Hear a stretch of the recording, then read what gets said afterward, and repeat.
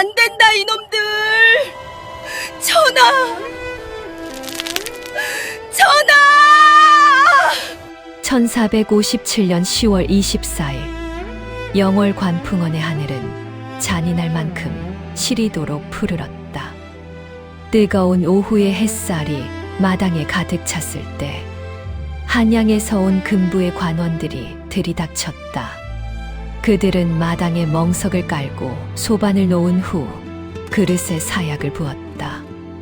노상군은 사약을 받들라. 금부도사 왕방현은 떨리는 목소리로 외쳤지만 이내 닫힌 방문을 향해 엎드려 차마 고개를 들지 못한 채 비통한 울음을 토해냈다. 나의 죽은 17 전하께서는 마지막 위엄을 쥐어짜고 계셨다. 전하께서는 방문을 열고 떨리는 어깨를 애써 다잡으며 엎드린 도사를 향해 힘겹게 입을 떼셨다. 그대도 시키는 일을 할 뿐이지 않나. 운명이 이리 흐르는 것을 누굴 탓하겠나. 갈라지는 목소리 끝에 매달린 그 가련한 배려에 도사는 바닥을 치며 통곡했고 나도 참았던 울음을 토해냈다. 시간은 무심히 흐르고 왕방현이 계속 주저하자 출세에 눈이 먼 자가 앞장섰다. 감히 전하를 모시던 자가 거침없이 방 안으로 뛰어들었다. 그는 벽에 걸린 활을 낚아채더니 활줄에 노끈을 잇고 전하의 목에 걸었다. 그리고는 방 밖으로 넘어와 그 끈을 무자비하게 잡아당겼다. 안 된다, 이놈아! 놓아라! 내가 비명을 지르며 달려들었지만 금군들의 발길질에 밀려 흙바닥을 굴렀다다. 뒤틀린 문틈 사이로 나는 똑똑히 보았다. 활줄이 팽팽하게 당겨질 때마다 전하의 고운 목이 꺾이고 맑았던 눈동자에 붉은 핏발이 번져가는 것을. 돌아가신 문종 전하의 유일한 적통이셨던 어린 왕의 숨결은 그렇게 비정한 활줄 끝에서 무참하게 끊어졌다. 전하께서 승하하시자마자 노끈을 놓고 마당으로 걸어 나오던 그 자는 돌연 피를 토하며 죽었다다. 저녁 노을이 강물을 붉게 물들일 즈음 전하의 옥체는 차디찬 동강으로 내던져졌다. 시신을 거두는 자는 삼족을 멸하리라! 살기 어린 협박이 강변의 정막을 갈기갈기 찢으며 메아리쳤고 금군들은 비릿한 웃음을 흘리며 자취를 감췄다. 홀로 남은 나는 강물로 뛰어들었지만 이미 깊은 곳으로 흘러간 전하의 시신은 손에 닿지 않았다. 그런데 기이한 일이었다. 가라앉아야 할 시신이 가라앉지 않고 마치 누군가를 기다리듯 강 한가운데를 맴돌고 있었다. 어스름이 깔리기 시작한 그때 등 뒤에서 낯익은 그림자들이 나타났다. 영월의 호장 어문도와 그의 아들들이었다. 그들은 지체 없이 차가운 강물 속으로 뛰어들었다. 물살을 헤치고 전하의 시신을 안아든 어문도의 눈엔 결연한 의지가 서려 있었다. 어문도가 물이 뚝뚝 떨어지는 전하의 옥체를 등에 업고 어둠이 짙게 깔린 숲속으로 몸을 숨길 무렵 내 마음속 깊이 갈무리해 두었던 마지막 소임이 머릿속을 스쳤다. 전하를 이대로 보내면 안 돼. 이승의 모진 인연을 끊고 떠나시게 해드려야 해. 나는 미친 듯이 관풍원 방으로 뛰어들어가 장롱 깊숙이 숨겨둔 전하의 골룡포를 붉은 보자기에 싸서 가슴에 품었다. 숨이 턱 끝까지 차오르고 눈물이 앞을 가렸으나 전하의 채취가 남은 이 옷자락만이 전하의 혼백을 불러올 유일한 길임을 알기에 나는 멈출 수 없었다. 어느새 어둠이 내려앉은 산길. 가시덤불에 살점이 긁히고 돌부리에 걸려 넘어졌지만 심장을 옥죄는 비통함에 비하면 몸의 상처는 아무것도 아니었다. 저 멀리 어둠 속에서 곡괭이 소리가 들려왔다. 어몽도가 전하의 옥체를 내려놓은 곳은 동을지산의 어느 고요한 자락이었다. 찬바람이 뼈를 깎는 늦가을 산속이었지만 기적처럼 따스한 빛이 머문 땅이 있었다. 방금 전까지 노루가 머물다 인기척에 놀라 사라진 그 자리는 서리가 거치고 보드라운 흙이 드러나 있었다. 어몽도는 그 작고 따뜻한 땅을 보며 꺽꺽거리는 울음을 삼켰다. 가마니에 쌓여 차가운 흙바닥에 닿는 전하의 옥체를 보며 나는 심장이 갈기갈기 찢기는 듯한 고통에 몸을 떨었다. 한 나라의 왕이셨던 분이 그토록 비좁고 차가운 땅 속으로 서둘러 묻히고 계셨다. 봉분조차 올리지 못한 평토장. 행여 금군들이 찾아내 전하의 시신을 훼손할까 두려워 우리는 흙을 덮고 그 위에 낙엽을 뿌려 흔적을 지웠다. 어몽도가 거친 손으로 땀을 닦으며 나를 바라보았다. 항아님, 이제 떠나야 합니다. 저희 가족은 이 길로 문경세제를 넘어 깊은 산골로 숨어들 것입니다. 항아님도 어서 피신하시지요. 나는 고개를 젓고 가슴에 품고 있던 붉은 보자기를 내밀며 울먹였다. 고장어른, 부탁이 있습니다. 이것을 들고 계룡산 동학사로 가십시오. 그곳에 설잠이라 불리는 스님이 계실 것입니다. 어몽도가 의아한 듯 나를 바라보자 나는 가슴 속에 묻어두었던 인연을 꺼내어 놓았다. 설잠 스님은 일찍이 세종대왕께서 아끼셨던 천재이자 저희 아버지와 깊은 교분을 나누셨던 매월당 김시습 선생님입니다. 일전에 그분이 머리를 깎고 승려가 되어 계룡산에 은거하고 계신다는 소문을 궐안에서 들은 적이 있습니다. 김시습이라는 이름이 나오자 어몽도의 눈이 크게 떠졌다. 당대 최고의 수재이자 절개를 지키기 위해 세상을 등진 그의 이름은 한양에서 멀리 떨어진 영월관하의 말단호장인 그에게도 전설처럼 익숙한 것이었다. 나는 어몽도의 손을 꼭 쥐며 간절히 말을 이었다. 설잠 스님께 이 용포를 전하고 전하의 혼백이라도 달랠 수 있게 초혼제를 올려달라 간곡히 청해 주십시오. 그분은 결코 외면하지 않으실 것입니다. 내 간곡한 부탁에 어몽도는 고개를 끄덕이며 떨리는 손으로 보자기를 받들었다. 전하의 초혼제를 꼭 치러드리겠습니다. 그러면 항아님도 함께 가시지요. 어찌 이곳에 홀로 남으려 하십니까? 나는 대답 대신 고개를 돌려 서쪽 절벽을 바라보았다. 관풍원 마당에서 넋을 잃고 바라보았던 그 벼랑 끝. 꽃이 지듯 생을 던지기에 가장 적막한 곳이었다. 저는 떠날 수 없습니다. 홀로 잠드신 전하 곁에 머무르겠습니다. 서두르십시오. 동이 트기 전에 영월 땅을 벗어나셔야 합니다. 어몽도는 내 결연한 눈빛을 읽고 눈물을 흘리며 고개를 끄덕였다. 그는 전하를 향해 마지막 절을 올리고 발걸음을 돌려 사라졌다. 그들의 발소리가 멀어지고 사방이 고요해지자 나는 무덤가에 주저앉아 참아왔던 울음을 터뜨렸다. 한참을 울고 나서 나는 천천히 몸을 일으켰다. 전하를 덮은 흙의 냉기가 치맛자락을 타고 심장까지 스며들었다. 나는 홀린 듯 서쪽을 향해 걸었다. 동강의 물줄기가 굽이쳐 돌아가며 깎아지른 절벽을 빚어낸 낙화암이 달빛 아래 나타났다. 절벽 끝에 앉으니 차가운 강바람이 머리카락을 핥히고 지나갔다. 하늘에는 시리도록 하얀 달이 떠 있었다. 달빛이 강물에 부서지는 모습이 마치 하얀 꽃잎이 흩날리는 것 같았다. 전하에 대한 그리움, 그분을 지켜드리지 못한 죄스러움, 세상에 대한 원망과 서러움이 복받쳐 나는 마지막 울음을 터뜨렸다. 얼마나 울었을까. 눈물이 말라붙은 뺨 위로 서늘한 밤 공기가 스쳤다. 문득 내가 왜 이곳에 있는지, 어떻게 여기까지 오게 되었는지, 까마득한 옛 기억들이 달빛을 타고 하나둘 흘러들었다. 나의 아버지는 집현전의 학사셨다. 비록 관직은 높지 않았으나 학식과 문제만큼은 누구보다 빛나셨다.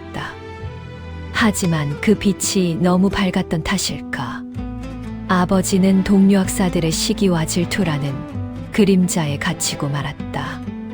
그들은 아버지가 쓰지도 않은 글을 빌미로 아버지를 모함했고, 애석하게도 성군이라 불리던 왕조차 그들의 간교한 혀에 속아 아버지를 외면하셨다. 유약한 선비였던 아버지는 모진 고문을 견디지 못하고 숨을 거두셨고, 그 충격을 이기지 못한 어머니마저 허망하게 뒤를 따르셨다. 그때 내 나이 겨우 12이었다. 하루아침에 무너져 내린 집안에서 갈 곳을 몰라 넋을 놓고 있던 나를 찾아온 이는 아버지와 친분이 깊던 늙은 내시였다. 너의 총명함이 아까우니 차라리 궁궐의 깊은 곳으로 숨어들 거라. 가장 위험한 그곳이 가장 안전한 곳이니라. 그의 도움으로 나는 과거를 묻은 채 어린 궁녀가 되었다. 그렇게 10여 년의 세월이 흐르는 동안 고란의 모진 풍파는 나를 누구보다 단단하게 만들었다. 나는 몸을 한껏 낮추었고 늘 깨어있으라던 아버지의 유훈을 한시도 잊지 않았다. 그렇게 남들이 잠든 밤이면 몰래 서책을 펼쳐 읽었고, 맡은 소임에는 한치의 흐트러짐도 보이지 않았다. 그런 나의 정성이 닿았는지 나는 제조상궁의 눈에 들었고, 마침내 어린 세자 저하를 보필하는 동궁전으로 배속되었다. 그것이 내 생의 가장 찬란한 빛이자 심장을 도려내는 아픈 인연의 시작임을 그때는 미처 알지 못했다. 내 눈빛이 꼭 봄날의 햇살처럼 따스하구나. 저하께서는 나를 처음 보신 날 아이처럼 환하게 웃으셨다. 그 다정했던 한마디가 인연의 실타래가 되었던 것일까? 그날 이후 저하께서는 책을 읽으실 때나 잠자리에 드실 때면 유독 나를 찾으셨고, 얼마 지나지 않아 나를 지밀라인으로 곁에 두셨다. 어머니의 온기를 그리워하던 저하께서는 나를 무척이나 의지하셨다. 저하께서는 내가 들려주는 궁궐밖 이야기에 즐거워하셨고, 내 가족의 비극에 눈물을 흘리시며 꼭 바로잡아 주겠노라 약조하셨다. 그렇게 저하와 나는 서로의 아픔과 외로움을 보듬어주는 것이 되었다. 저하께서 내게 매화라는 이름을 내려주시며, 추운 겨울을 견디고 가장 먼저 피는 꽃이니 너도 이 시린 궁궐에서 끝까지 견뎌다오. 라고 속삭이시던 그 약속이 지금도 내 가슴 속엔 붉은 낙인처럼 남아있다. 그러나 꿈결 같던 봄날은 길지 않았다. 병석에 누워 계시던 문종 전하께서 재위 2년 만에 끝내 승하하시자 궐 안의 공기는 단숨에 얼어붙었다. 12살 나이에 지엄한 왕위 무게를 머리에 얹으신 나의 전하께서는 몸보다 큰 상복에 파묻힌 채 홀로 울고 계셨다. 그 가냘픈 어깨가 감당하기엔 왕이라는 자리가 너무도 버거워 보였고, 어린 전하를 지켜줄 울타리는 처음엔 견고해 보였다. 문종 전하의 유지를 받든 고명 대신 김종서와 영의정 황보인 같은 거목들이 전하의 지척에서 서슬퍼런 위엄으로 전하를 호위했다. 적어도 그때만큼은 누구도 감히 전하의 자리를 넘보지 못할 것 같았다. 하지만 그 견고함은 모래 위에 세워진 성과 같았다. 햇살이 비치지 않는 궐의 가장 깊은 그늘에서부터 수양대군이라는 이름의 핏빛 먹물이 소리 없이 번져나가고 있었다. 그는 형님의 승하와 동시에 그동안 철저히 감춰왔던 권력을 향한 발톱을 드러내기 시작했다. 1453년 찬바람이 유독 매서웠던 가을밤이었다. 역사는 그것을 계유정난이라 기록했으나 내가 목격한 것은 그저 무참한 도륙이었다. 수양대군의 수하들은 전하의 충신들을 대궐 앞마당에서 무자비하게 때려 죽였다. 어둠 속에서 철퇴가 머리를 때리는 둔탁한 소리가 들려올 때마다 전하의 울타리가 되어주던 신하들의 숨줄이 허망하게 끊겨 나갔고 정갈해야 할 궁궐의 박석은 충신들의 붉은 피로 물들었다. 매화야, 밖이 왜 이리 소란스러우냐? 무섭구나. 그날 밤 전하께서는 내 치맛자락을 움켜쥐고 파들파들 떠셨다.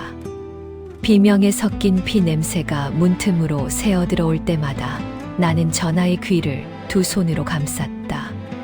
그날 대신들의 처절한 최후는 어린 왕의 심장에 지워지지 않을 깊은 공포를 남겼다. 그날 이후 궁궐은 수양대군의 소나기에 들어갔다. 전하는 이름뿐인 왕일 뿐 실권 없는 허수아비에 불과하셨다. 수양의 눈치를 보며 하루하루를 버텨야 하는 가여운 처지가 되신 것이다.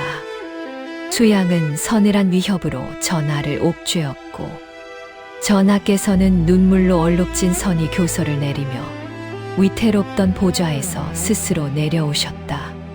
상황이라는 이름의 감옥에 갇혀 창덕궁 구석으로 쫓겨나듯 옮겨온 날 전하께서는 떨리는 손으로 내 손등을 덮으며 조용히 말씀하셨다. 매화야, 이제는 아무도 나를 왕이라 부르지 않는구나. 오직 너만이 나의 곁을 지키는구나. 나는 대답 대신 전하의 시린 손을 품에 안았다. 왕좌는 빼앗겼어도 그분은 여전히 나의 하늘이었고 내가 끝까지 지켜드려야 할 단 하나의 등불이었다. 하지만 비극의 불길은 꺼지지 않았다. 사육신의 보기 시도가 실패하자 전하께서는 차디찬 유백일에 오르셨다. 왕좌에서 벼랑 끝으로 전하의 운명은 무참히 떠밀려 내려가고 있었다. 1457년 여름 노산군으로 강등된 전하의 유백일이 시작되었다. 금으로 수놓은 화려한 옥교 대신 지붕조차 낮은 초라한 가마에 전하의 옥체가 실렸다. 나는 그 가마 곁을 바짝 뒤따르며 험준한 문경세제를 넘었다. 가마가 덜컹거릴 때마다 내 심장도 함께 내려앉았으나 전하께서는 창 너머로 멀어져 가는 한양 땅을 단 한 번도 뒤돌아보지 않으셨다.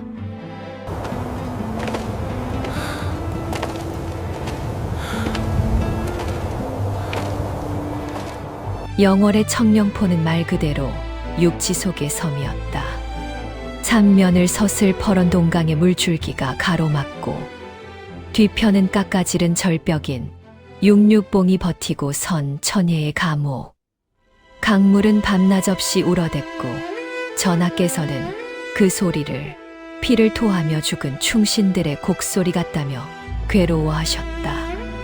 그 모진 땅에서 우리를 품어준 이는 영월의 아전 어문도였다.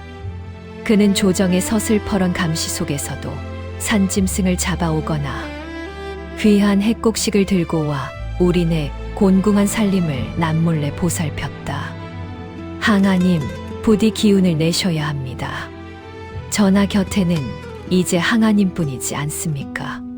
차마 뒷말을 잊지 못하고 고개를 숙이는 어문도를 보며 나는 이 고립된 땅에도 말하지 못할 충절과 연민이 흐르고 있음을 깨달았다. 그러나 그 따뜻한 위로는 폭풍전야의 정적처럼 짧았다.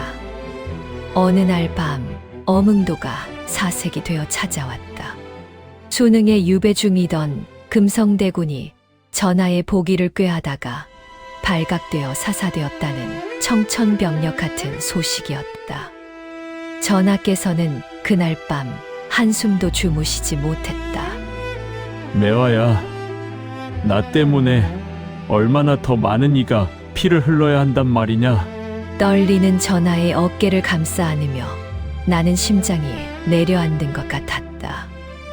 나는 알고 있었다. 금성대군의 죽음이 곧 전하의 죽음을 의미한다는 것을. 잔인한 수양대군, 독사 같은 한명회가 이 기회를 놓칠 리 없었다. 그날 밤 강물은 더 거칠게 울었고 멀리서 들리는 짐승의 울음소리가 곧 들이닥칠 금군들의 발소리 같아 소스라치게 놀라곤 했다. 나는 전하의 차가워진 손을 꼭 잡고 밤새 그 곁을 지켰다. 전하, 걱정 마십시오. 제가 있지 않습니까? 세상이 다 등을 돌려도 이 매화는 끝까지 전하의 곁을 지킬 것입니다. 하지만 나는 알고 있었다. 우리에게 남은 날들이 다 타버린 초의 심지처럼 힘겹게 버티고 있음을. 그리고 불길한 예감은 독사처럼 전하의 목을 죄어왔다. 잔혹한 운명은 허허벌판을 내달리는 삭풍처럼 우리를 향해 휘몰아쳤다. 그렇게 1457년 10월 24일 그날 나의 하늘은 무너졌고 나의 전부였던 그분의 삶이 잔인하게 파묻혔다. 그렇게 내 기억 속에 찬란했던 빛들은 모두 사그라들었다. 뺨을 때리는 서슬퍼런 강바람에 정신을 차려보니 따스했던 전하의 손길 대신 시린 어둠이 내 전신을 휘감고 있었고 달빛 아래 차갑게 식어버린 동강의 물줄기가 발 아래서 넘실거렸다. 이제 나에게 남은 것은 아무것도 없었다. 향기롭던 이름도 내가 지켰던 하늘도 모두 어둠 속으로 사라졌다. 나는 절벽 끝에 서서 마지막 숨을 몰아쉬었다. 그때였다. 살을 애는 듯한 영월의 칼바람 사이로 기이하게 따뜻한 바람 한 줄기가 내 뺨을 부드럽게 스쳤다. 그것은 착각이 아니었다. 서러운 눈물로 얼룩진 내 얼굴을 전하의 고운 손길이 가만히 닦아주시는 것만 같았다. 매화야, 고생 많았다. 이제 그만 울거라. 환청처럼 들려오는 전하의 목소리에 나는 비로소 미소를 지었고 자리에서 일어나 옷매무새를 단정히 했다.